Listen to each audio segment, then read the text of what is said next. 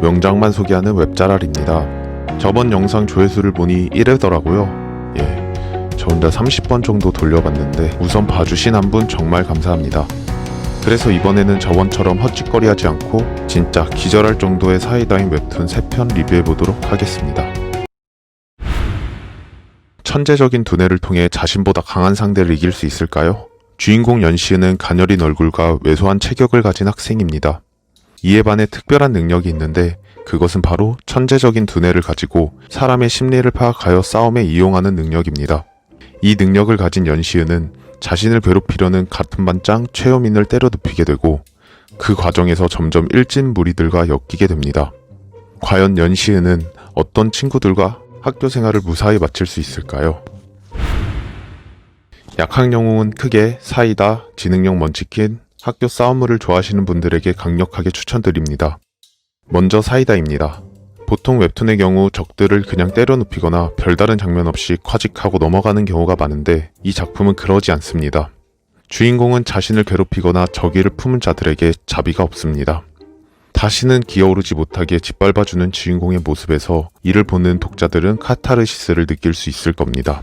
저는 개인적으로 인과응보라는 말을 참 좋아하는데 이 작품의 경우 한 30배로 갚아버리는 모습에서 눈 뒤집어질 정도의 쾌감을 선사합니다. 두 번째는 지능형 먼치킨입니다. 주인공은 말 그대로 싸움을 못하지만 이를 지능으로 커버합니다. 장르가 다르지만 야구 만화였던 원아웃이나 셜록 홈즈에서 싸우는 장면들이 생각나는 웹툰입니다. 그냥 근육맨들이 나와서 서로 기술 이름이나 외쳐가며 힘대결하는 것에 질려버리신 분들에게는 강력하게 추천드립니다. 세 번째는 학교 싸움물입니다. 어릴 적 봤던 짱, 도코 등 그 속에서 느낄 수 있는 뜨거운 우정을 엿볼 수 있습니다. 개인적으로 저는 가끔 이런 만화를 보면서 내가 직접 캐릭터 마냥 참교육해주는 상상에 잠을 못 이룬 적이 많았는데 이런 상상력을 자극시켜줄 수 있는 유익한 작품입니다. 만화에서 괴롭힘 당하는 캐릭터를 보면서 자살하기 전 싸워나 보지 같은 생각을 해보신 적 있나요? 소년이어 웹툰은 주인공은 이런 생각을 가지고 있는 평범한 학생이었습니다. 그러다 우연한 계기로 일진들에게 자신이 타겟이 되어버리는 상황이 생기고 주인공은 하루아침에 괴롭힘의 대상이 되어버립니다. 하지만 이에 주인공은 복수의 꿈을 꾸는데 과연 어떻게 복수해 나갈 수 있을까요? 소년이어는 크게 사이다, 복수물을 좋아하시는 분들에게 강력하게 추천드립니다. 소년이어는 중간중간 가해자 편을 드는 선생, 무능력한 경찰 등 다양한 빌런들이 등장하는데 이 웹툰에서는 그러한 요소 모두 시원하게 해결해버립니다. 진짜 복수다운 복수, 뒤끝 남기지 않는 복수를 보시고 싶은 분들이라면 꼭 한번 보시길 추천드립니다. 갑작스럽게 판타지 세계로 소환됐는데 목숨을 걸고 마왕을 처치해라. 이게 실제라면 너무 이기적인 말일 수도 있습니다. 편하게 집에서 TV나 보고 있었는데 목숨을 걸고 수련하라니. 주인공인 용사는 이러한 무리한 부탁을 하는 세계에 불만을 가지고 마왕을 처치하게 됩니다.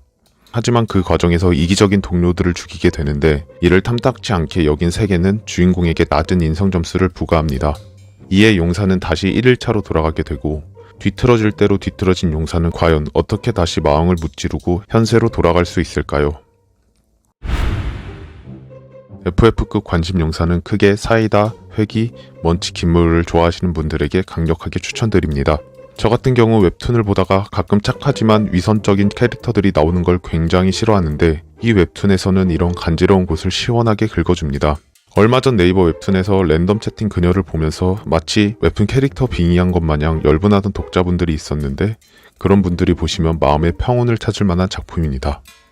이렇게 3가지 웹툰을 추천드렸습니다. 다음번에는 좀 더 재밌는 웹툰으로 찾아뵙겠습니다.